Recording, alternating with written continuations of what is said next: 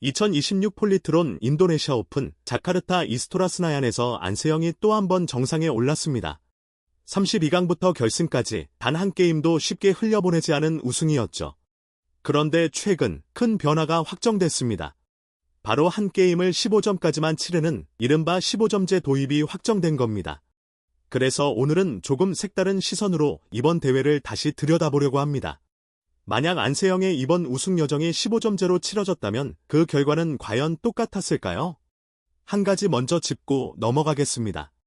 지금부터 보실 내용은 어디까지나 실제 경기 흐름을 15점 기준으로 다시 따져본 가정일 뿐입니다. 만약 처음부터 진짜 15점제로 경기를 했다면 선수들은 완전히 다른 호흡과 전략으로 코트에 섰을 겁니다.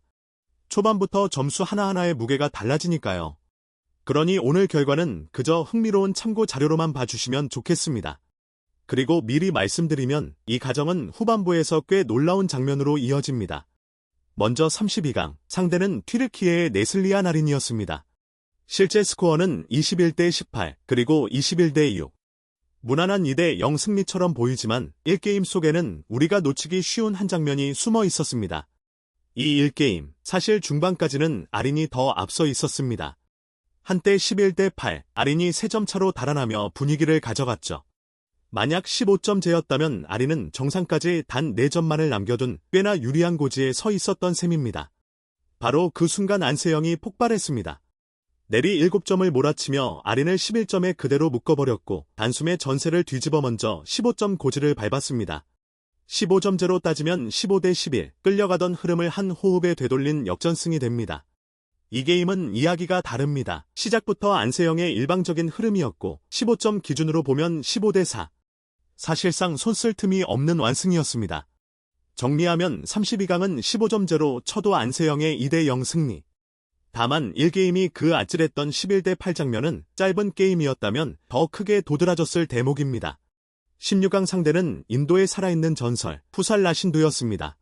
실제 결과는 21대 17, 21대 15. 안세영이 2대 0으로 가볍게 넘어선 경기처럼 보이지만 15점이라는 짧은 잣대를 들이대면 1게임에서 뜻밖의 장면이 튀어나옵니다. 1게임, 안세영은 경기 내내 앞서 나갔습니다. 한때 14대 12까지 리드를 잡으며 거의 다 잡은 듯했죠. 그런데 바로 그 고비에서 신두가 내리 점수를 따라붙이며 14대 14 동점을 만들었고 한 끗 차이로 15점에 먼저 손을 댄 쪽은 안세영이 아니라 신두였습니다. 15점제였다면 이 1게임은 15대 14, 신두가 가져갔을 수도 있는 초접전이었던 셈입니다. 다만 한 가지, 실제 15점제에서 14대 14 같은 동점의 듀스, 즉 2점 차로 승부를 내야 하는 규칙이 적용된다면 이 한 점 차는 거기서 끝나는 게 아니라 더 긴 접전으로 이어집니다. 그러니 누가 이겼을지는 사실 아무도 단정할 수 없는 거죠. 반면 이 게임은 안세영의 완벽한 흐름이었습니다. 15점 기준으로는 15대 6, 신두가 반격할 틈조차 없었죠. 그러니 16강을 15점제로 따지면 한 게임씩 나눠 가진 1대 1입니다. 실제로는 안세영이 2대 0으로 끝낸 경기라 세 번째 게임은 치러지지 않았지만 이 게임에서 보여준 그 압도적인 흐름을 생각하면 이야기는 비교적 분명합니다. 설령 3게임까지 갔더라도 안세영이 무난하게 승부를 매듭지었을 가능성이 큽니다. 다만 1게임처럼 21점제에서는 가볍게 넘어갈 듯했던 경기가 점수를 줄이는 순간 한치 앞을 모르는 승부로 바뀐다는 건 분명 곱씹어 볼 만한 첫 신호였습니다. 8강에서는 태국의 폼파위 초추원과 만났습니다. 실제 스코어는 21대 19, 21대 11. 특히 1게임은 2점 차 승부였던 만큼 짧은 게임으로 끊었을 때가 궁금해지는 경기입니다. 1게임을 따라가 보면 안세영은 줄곧 앞서 있었지만 초추원도 끈질기게 붙어 있었습니다. 그래도 고비마다 안세영이 먼저 점수를 가져갔고 15점에 도달했을 때 초추엉은 13점. 15점제로 보면 15대 13, 손에 땀을 쥐게 하는 마무리였을 겁니다. 이 게임은 안세영이 한층 여유있게 풀어가며 15대 10으로 닫았습니다. 8강 역시 15점제로 쳐도 안세영의 2대 0 승리. 여기까지 32강부터 8강까지를 정리하면 안세영은 대부분의 게임을 가져갔습니다. 다만 16강 1게임처럼 단 한 점 차로 갈렸을 장면도 분명히 있었죠. 점수를 15점으로 줄일수록 그 한 점의 무게가 얼마나 커지는지가 조금씩 드러나기 시작한 겁니다. 그런데 진짜 이야기는 지금부터입니다. 4강 상대는 영원한 맞수, 중국의 천이페이였습니다. 실제 결과는 21대 17, 19대 21, 23대 21. 풀세트 접전 끝에 안세영이 따낸 이번 대회에서 가장 치열했던 승부였습니다. 그리고 바로 이 경기가 15점제라는 가정 아래에서 완전히 다른 얼굴을 드러냅니다. 1게임. 실제로는 안세영이 21대 17로 가져갔지만 경기 내용은 천유페이가 거의 내내 앞서 있었습니다. 안세영이 따라붙어 마지막에 뒤집은 경기였죠. 그런데 15점에서 끊어보면 이야기가 달라집니다.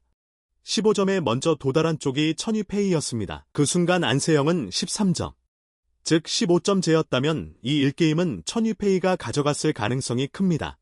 2게임. 실제로는 안세영이 19대 21로 내준 게임입니다. 하지만 초반 흐름은 정반대였습니다. 안세영이 크게 앞서 나가 15점에 먼저 닿았을 때 천유페이는 겨우 10점이었습니다. 짧은 게임이었다면 안세영이 15대 10으로 깔끔하게 가져갔을 장면입니다. 실제로는 천유페이가 후반에 무섭게 따라붙어 뒤집었지만 그 역전이 완성되기 전에 게임이 끝났을 거라는 뜻이죠. 3게임. 이번 대회 최고의 명승부였습니다. 천유페이가 무려 8점을 연속으로 몰아치며 한때 17대 6까지 달아났고 게임 포인트도 여러 차례 잡았습니다. 안세영은 거기서부터 거짓말 같은 추격을 시작해 결국 23대 21로 경기를 뒤집었습니다. 그야말로 안세영다운 대역전이었죠. 하지만 15점이라는 짧은 잣대를 들이대면 천유페이는 안세영이 6점에 머물러 있을 때 이미 15점에 도달해 있었습니다. 그 위대한 역전이 시작되기 한참 전에 게임은 이미 끝나 있었을 겁니다. 3게임을 15점 기준으로 모으면 이렇게 됩니다. 1게임 천유페이, 2게임 안세영, 3게임 천유페이. 다시 말해, 만약 이번 4강이 15점제로 치러졌다면 우승의 주인공은 안세영이 아니라 천유페이가 됐을 수도 있다는 이야기입니다. 안세영의 인도네시아 오픈은 어쩌면 4강에서 멈춰 있었을지도 모릅니다. 이건 단순한 숫자 노름이 아닙니다. 안세영의 가장 큰 무기는 긴 승부에서의 끈기와 역전력입니다. 21점제는 뒤집을 수 있는 시간을, 따라잡을 수 있는 여백을 줍니다. 2게임의 추격을 끝내 막아내고 3게임에서 17대 6의 절벽을 기어 올라온 그 모든 드라마는 한 게임이 길었기 때문에 가능했던 일입니다. 만약 그 시간을 15점으로 잘라냈다면 안세영의 가장 빛나는 강점이 오히려 발휘될 틈조차 없었을 거라는 뜻이죠. 하지만 여기서 한 가지는 분명히 짚어야 합니다. 실제로 처음부터 15점제로 경기를 했다면 안세영도 결코 지금과 똑같이 뛰지는 않았을 겁니다. 게임이 짧다는 걸 누구보다 잘 아는 선수니까요.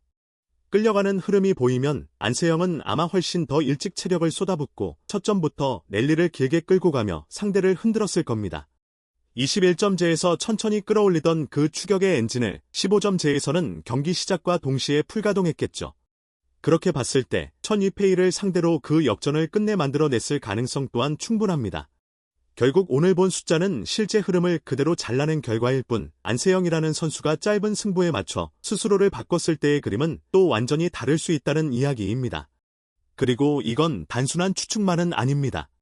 바로 이 천유페이전 대역전을 포함해 2주 연속 우승을 차지한 직후 안세영은 귀국 인터뷰에서 15점제에 대한 생각을 직접 밝혔습니다. 걱정도 되기는 하죠. 라고 솔직하게 운을 떼면서도 앞으로 플레이 스타일을 많이 바꾸고 실수를 줄일 방법을 계속 찾아가며 연습하겠다고 말했죠. 변화를 피하지 않고 정면으로 부딪혀 보겠다는 세계 1위다운 단단한 의지였습니다. 오늘 우리가 따져본 가정 속 결과가 어떻든 정작 본인은 이미 다음을 준비하고 있었던 셈입니다. 물론 방금 본 것처럼 15점제 가정대로라면 안세영은 결승 무대에 서지 못했을 수도 있습니다. 그러니 지금부터는 만약 결승에 올랐다면이라는 가정 위에 또 다른 가정으로 들어가 보겠습니다. 상대는 일본의 야마구치 아카네, 실제 결과는 23대 21, 21대 12, 안세영의 2대 0 승리였습니다. 1게임은 끝까지 손에 땀을 쥐게 하는 시속게임이었습니다. 실제로 23대 21까지 가는 접전이었고 15점 기준으로 봐도 그 팽팽함은 그대로입니다.